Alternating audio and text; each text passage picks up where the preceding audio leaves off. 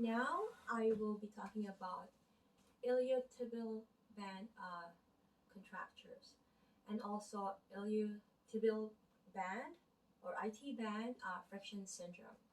So I'm just gonna put them in one content, one blog, and then I will differentiate them. Hopefully, I can justify it. Forgive me if I can. Then I could do a separate video. Thank you so much. Okay, so excuse me.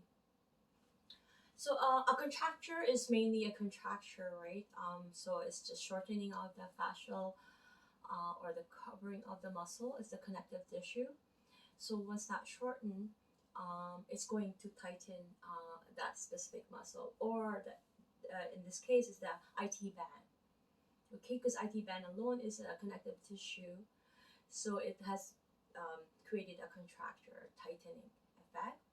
Whereas the friction syndrome, there's actually some happening where around this area here. So if you are moving, you're always in maybe perhaps a flex position, meaning in lay terms, you are always sitting down, you are flexed, your hip is flexed, and right now my knees flexed. So if I'm always sitting down in a prolonged position, so what's happening is that it's going to create some um, friction syndrome here.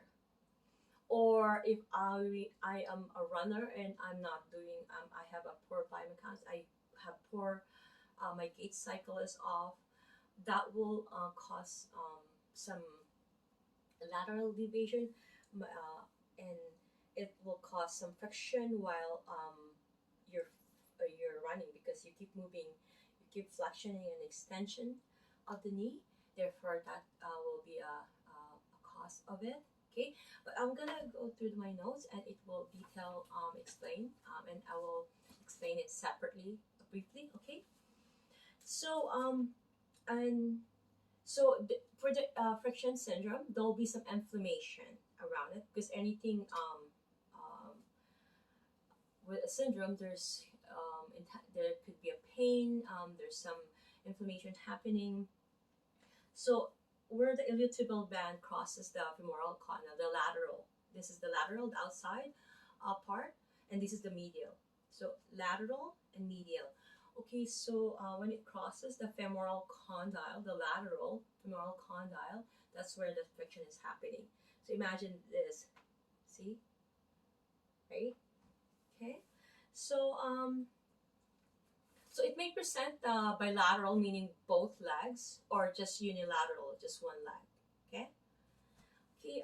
It's so the IT bands is reinforced of a fascia, right?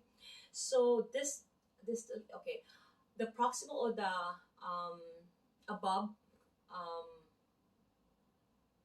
above insertion of the iliotibial band is the tensor fascia latae or lata.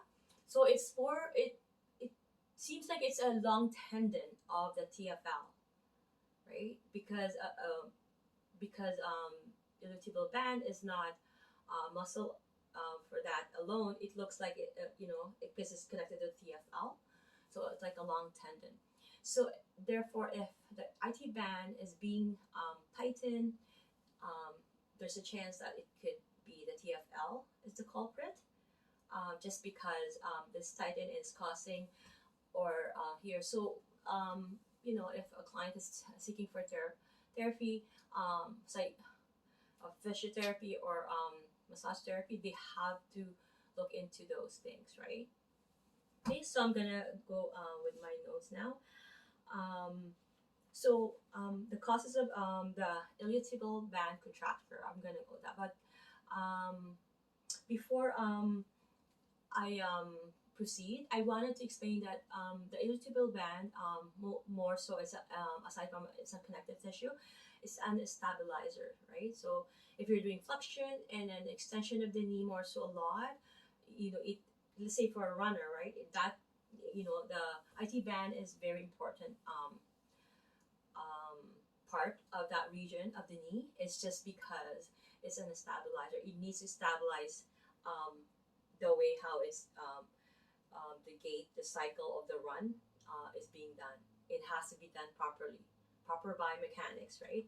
Otherwise, it's gonna overpronate one leg, or let's say one affected leg. Let's say in case of unilateral, it will over pronate, right?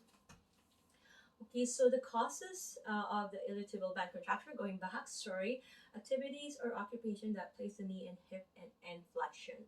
Okay, I have said this a while ago, and like I said, that if the TFL is being shortened, therefore IT band being seem like the long tendon of the TFL, it's always going to be affected. Okay, let's say anybody who's involved with horseback riding, horseback riding will also have that problem because it's seated in a hip flexion and knee flexion.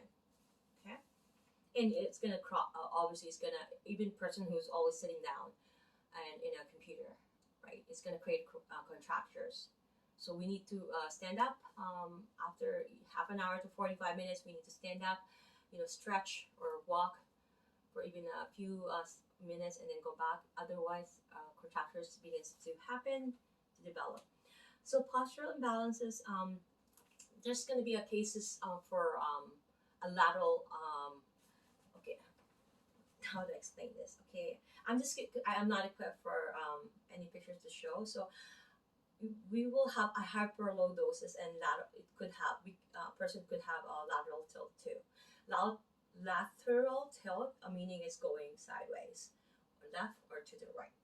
So the knee could, same way, and lateral, right, in the hip, right, and it could have anterior pelvic tilt. So the pelvis is anteriorly rotated.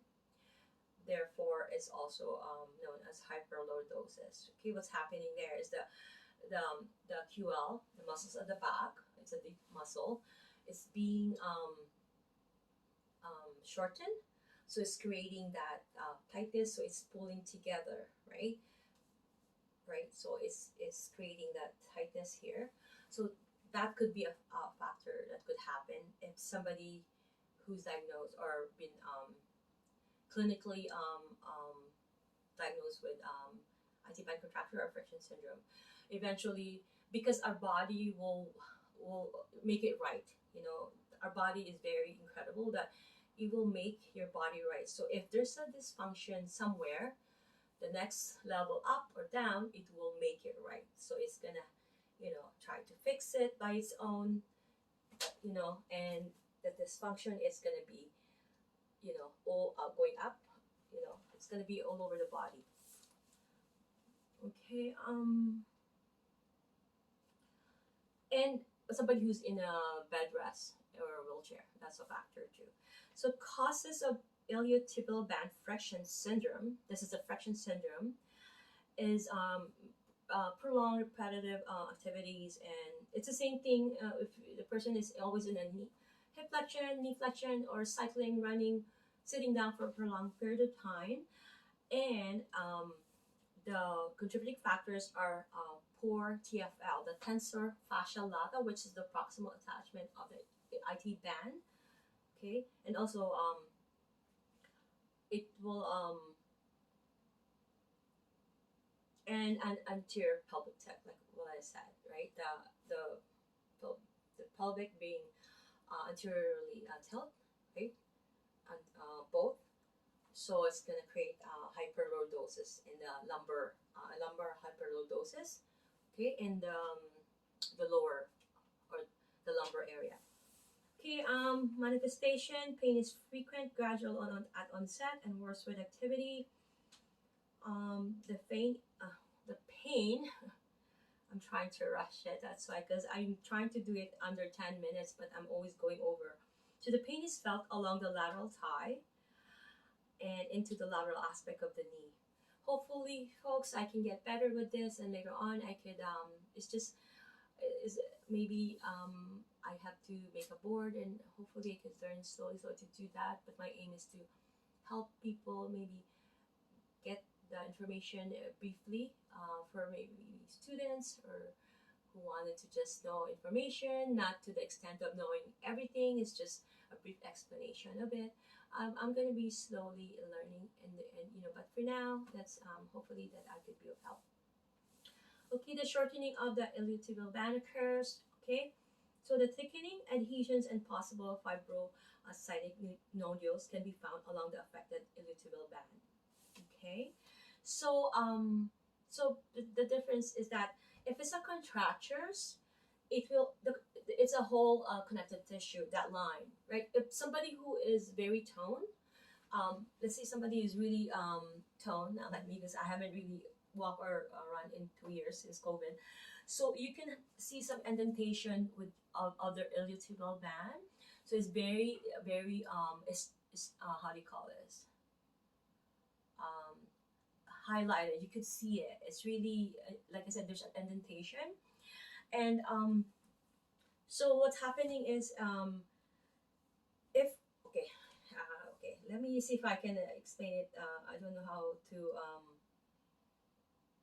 properly explain. So if the let's see this one is a contractures all over. So all over will be shortened. It's crinkling, right? I really wish I have a picture to show.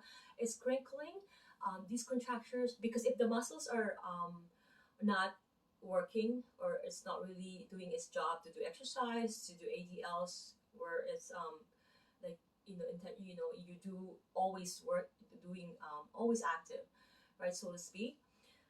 Contractures will shorten just like the muscle. But when contractures, when connective tissue shorten, contractures happen. It wrinkle, but you can't see it, but it shortens. So that's why that indentation is short.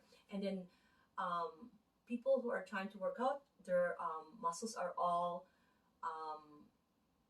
how do you call this? Very, very well defined. So therefore, that's more indented. So if a contracture between a friction, you have to work on here, versus a friction is you have to do the frictioning around here, right? Where the friction is, where the bursa, if it's a bursitis or if it's a tendonitis, this is the area, okay, to work, okay? So that is the difference. Okay, so there be a valgus or hyperextension orientation of the affected knee. Secondary trochanteric bursitis can develop. Okay, that's one more thing that I have to mention. It's because of the iliotibial band, how it's position, how when somebody's sitting down. So the trochanteric, which is located here, or the femur. So that could create a bursitis, or tendonitis here, right? Because it's also rubbing. So that also something to look for, because it could lead to that. Okay. Okay, I believe that I have covered everything. The next topic I will be covering will be the patellofemoral syndrome, which is going to be interesting as well. Okay, so thank you so much.